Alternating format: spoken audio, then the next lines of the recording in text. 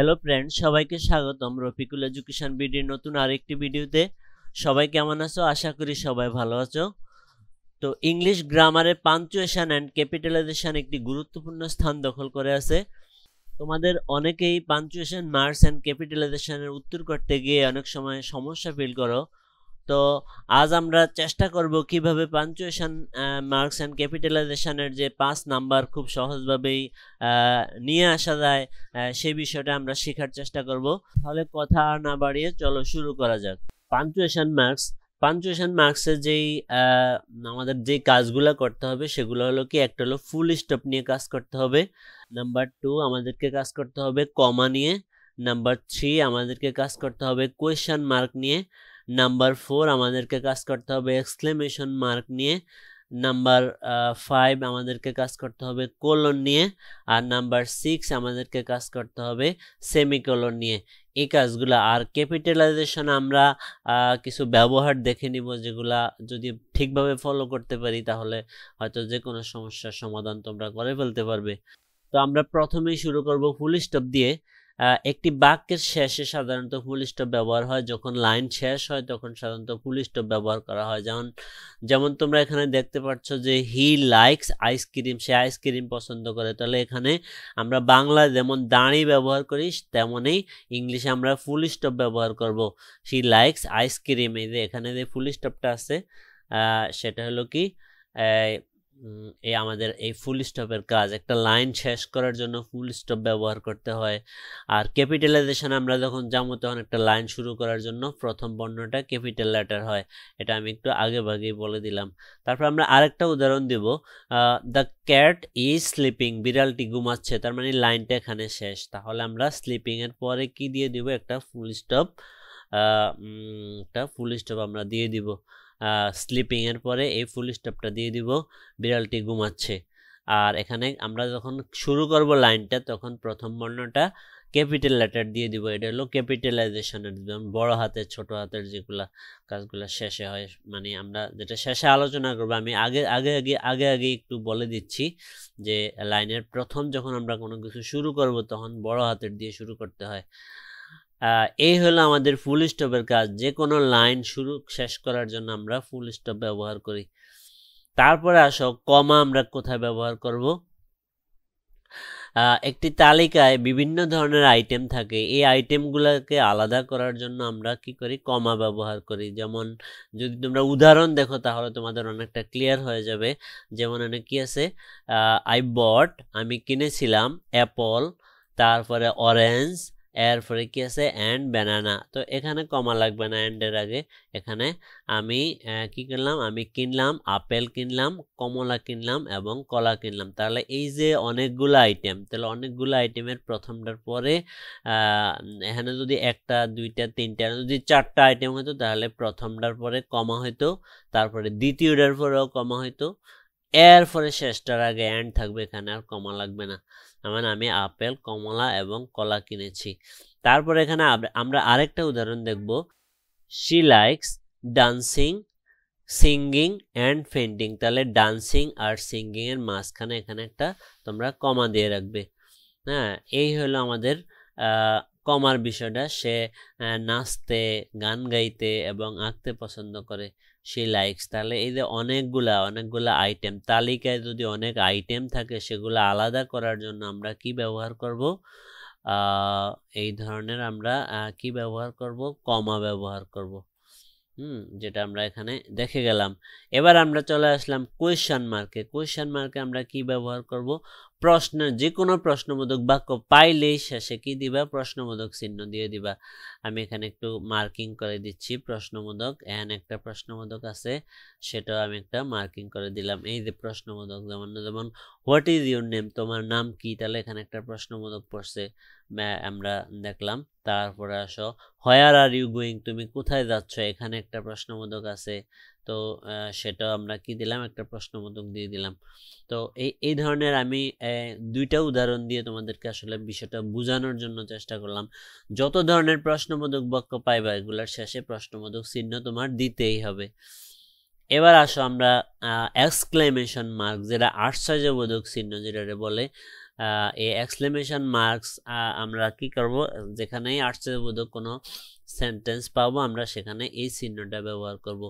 শক্তিশালী অনুভূতি বা বিস্ময় প্রকাশ করতে, শক্তিশালী অনুভূতি বা বিস্ময় প্রকাশ করতে এই এক্সক্লেমেশন মার্ক ব্যবহার করা হয়। যেমন যদি উদাহরণ দেখো তাহলে বুঝবে, ওয়াও দ্যাটস অ্যামেজিং। তাহলে এই যে ওয়াও এর পরে তোমরা কি দিতে হবে, এক্সক্লেমেশন মার্ক দিতে হবে, ওয়াও দ্যাটস অ্যামেজিং। তাহলে এই যে ওয়াও এর পরে এক্সক্লেমেশন মার্ক দিতে হবে, বাহ এটা অসাধারণ। তারপর আমরা আরেকটা উদাহরণ দেখব, হুররা, হুররার পরে কি চিহ্ন হবে, এই এক্সক্লেমেশন চিহ্ন হবে, হুররা উই ওন, আমরা জিতলাম, হ্যাঁ আমরা জিতেছি। তাহলে এই ধরনের জন্য আশ্চর্য, যেমন how nice the scenery is, দৃশ্যটি কি সুন্দর, তাহলে সিনারি ইজ এর পরে একটা আশ্চর্যবোধক চিহ্ন হবে। হোয়াট এ ফুল ইউ আর, তুমি কি বোকা, এই ফুলের হোয়াট এ ফুল ইউ আর, আর এর পরে একটা এক্সক্লেমেটরি সাইন হবে।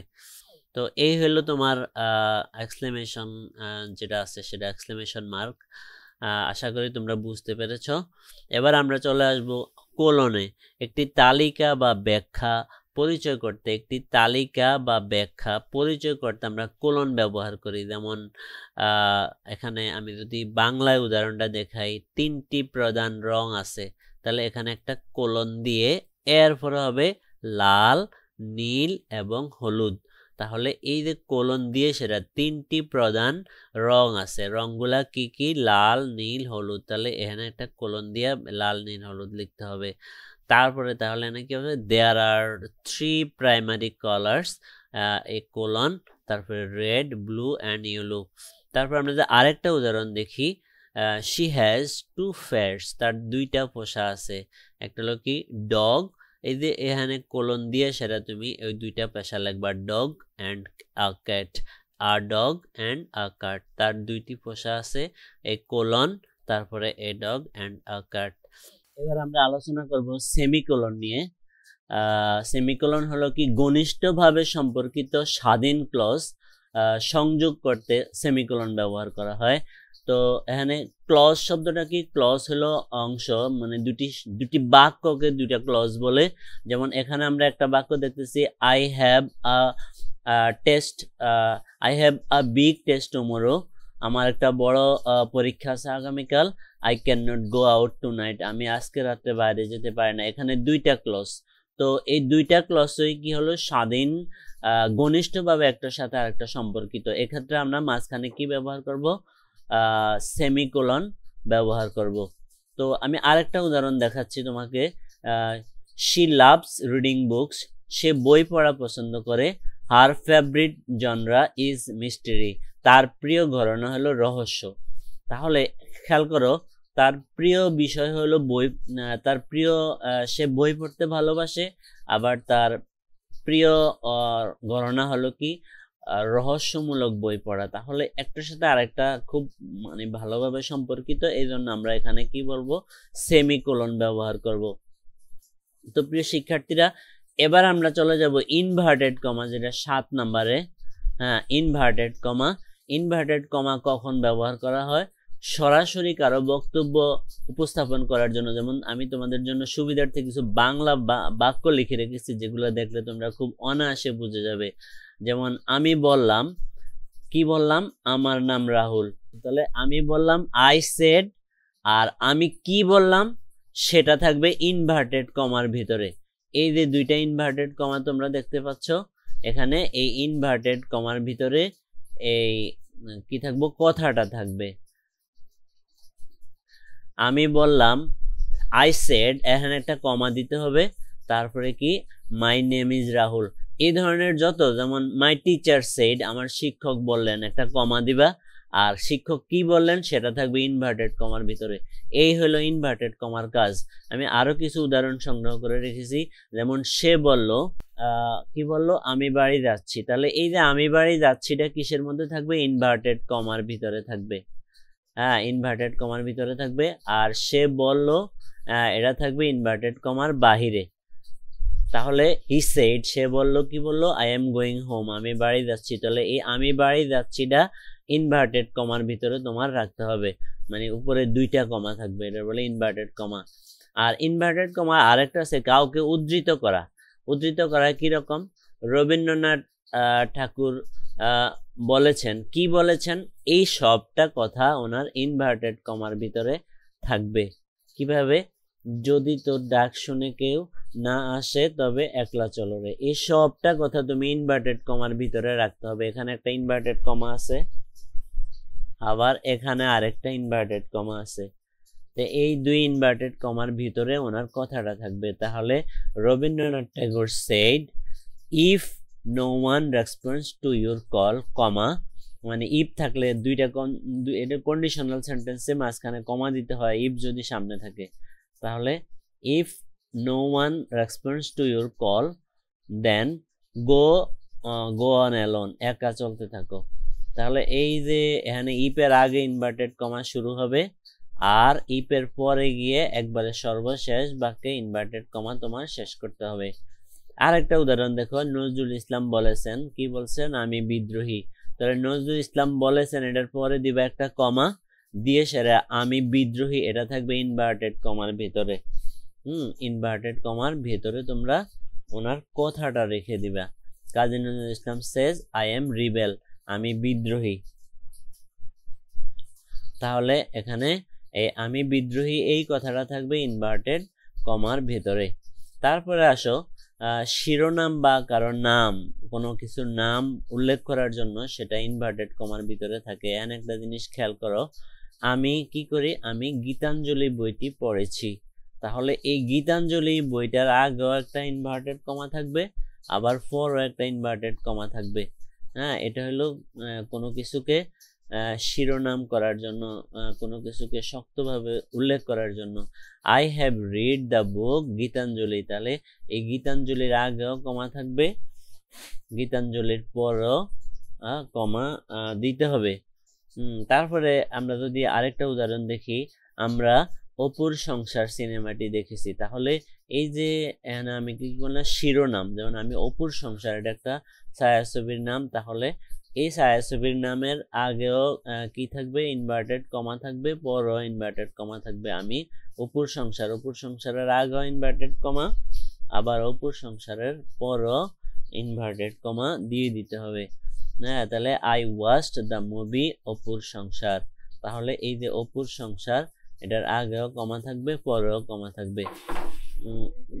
গুরুত্ব আরোপ বা বিদ্রুপ প্রকাশ করার জন্য, যেমন সে বলল, কি সে বলে, কি বলে, সে খুব smart, he Sage he is very smart. তাহলে এই যে স্মার্টকে গুরুত্ব আরোপ করছে, সেজন্য স্মার্টের আগেও ইনভার্টেড কমা, পরেও ইনভার্টেড কমা দিতে হবে। ও বলল, ওর বন্ধু তাকে সাহায্য করেনি। তাহলে he said his friend did not help him. তাহলে এই যে ওর বন্ধু বলে, বন্ধুর উপর গুরুত্ব আরোপ করছে, তাহলে বন্ধুর উপরে কি থাকবে, ইনভার্টেড কমা থাকবে। আশা করি প্রিয় শিক্ষার্থীরা বুঝতে পেরেছো। ব্যবহার করব। আর আমরা ক্যাপিটালাইজেশন, ক্যাপিটালাইজেশন কি? ক্যাপিটালাইজেশন হচ্ছে বিভিন্ন লাইনের ভিতরে, সামনে, মাঝখানে বড় হাতের হয়, এগুলাকে বলে ক্যাপিটালাইজেশন। বড় হাতের বর্ণ, বড় হাতের যে লেটার হয়। তাহলে এক number one, beginning of a sentence, একটা সেন্টেন্সের শুরুতে আমরা বড় ক্যাপিটালাইজেশন ব্যবহার করব। সব সময় একটি বাক্যের প্রথম শব্দের প্রথম অক্ষর, প্রথম শব্দের খেয়াল করো, প্রথম শব্দের প্রথম অক্ষর, প্রথম শব্দের প্রথম অক্ষর কি হয়, বড় হাতের হবে। যেমন দ্য স্কাই ইজ ব্লু, তাহলে এই এখানে দ্য স্কাই, দা এর এখানে টিডা হবে কোন হাতের, টিডা হবে বড় হাতের। আশা করি তোমরা বুঝতে পেরেছ। তারপরে বার্ডস, বার্ডসের এই বি হবে বড় হাতের, কারণ এখানে বি বার্ডস দ্বারা লাইনটা শুরু হয়েছে, পাখিরা গান গাইছে, বার্ডস আর সিঙ্গিং। তাহলে এই যে টি, এই যে বি, এগুলা লাইনের শুরু, এজন্য এগুলা ক্যাপিটাল লেটার দিবা। তারপরে যেটা আমরা দেখব সেটা হলো কি, প্রপার নাউন। প্রপার নাউন কি? প্রপার নাউন হলো তোমার নাম, যে কোনো নাম, যে কোনো স্থানের নাম, নির্দিষ্ট জিনিসের নাম। এগুলা হলো কি নাম, এরপর আমরা স্থান, স্থান, তারপরে নির্দিষ্ট জিনিসের নামের প্রথম অক্ষর, নির্দিষ্ট জিনিসের নামের প্রথম অক্ষর কি হবে? Capital letter. নাম, স্থান ও নির্দিষ্ট জিনিসের নামের প্রথম অক্ষর কি হয়? বড় হাতের হতে হবে। যেমন এখানে আমরা দেখলাম কি I visited Paris last summer. তাহলে এই যে প্যারিস হলো একটা দেশের নাম, তাহলে এখানে প্যারিসের পি হবে ক্যাপিটাল লেটার, এটা খেয়াল রাখতে হবে। তারপরে আই আই আই যেখানেই বসুক আই এইভাবেই লিখতে হবে। সিঙ্গেল আই যদি কোথাও হয় তাহলে ক্যাপিটাল ক্যাপিটাল লেটার দিয়েই লিখতে হবে। I visited Paris last year. তারপরে আসো রাম, একজনের নাম, এখানে রামের আরটা হবে কোন হাতের? ক্যাপিটাল লেটার দিয়ে লিখতে হবে রামের আর। রাম অ্যান্ড সীতা, এখানে এই সীতার এস হবে কি? Capital letter. Ram and Sita went to Kolkata, তাহলে এখানে এই কলকাতার কেও দিতে হবে ক্যাপিটাল লেটার। তাহলে এই আমি বলছিলাম যে কোনো নাম, যে কোনো স্থান, এগুলা ক্যাপিটাল লেটার হয়। তারপরে আমরা প্রনাউনের আই, যেটা আমি একটু আগে বলে ফেলছিলাম, এই আই সব সময় কি হবে? ক্যাপিটাল লেটার হবে। যেখানেই তুমি লেখো আই ক্যাপিটাল লেটার দিয়ে লিখতে হবে। যেমন আই, এখানে আই বড় হাতের হয়েছে। তারপরে আই এম স্টুডেন্ট, তারপরে আই থিঙ্ক, এখানেও আই ক্যাপিটাল লেটার হবে। তো এগুলা অনেকটা সহজ।